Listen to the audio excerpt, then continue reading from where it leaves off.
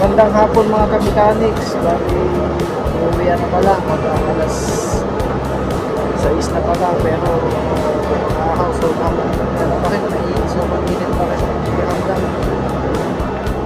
Wala masyadong gawa ngayon kasi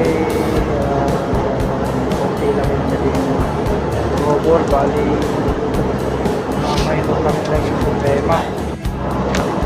Bali, maliwanag na uli pala rito sa aking gawaan. Nag-iisa na lang yung nag-aantay na mabuo. Hindi rin kasi tuloy-tuloy yung gawa kasi minsan pupunta sa ibang site. Bali, madami kasing site. Bali, 5 site to. Ito yung gawaan ko, yung sa main plant. Kaya halos 60 unit ang hawak kong forklift dito. Kaya mahirap, mag-isa lang talaga ang mechanic. Pati may hawak pang ibang mga equipment katulad ng generator. Kaya talaga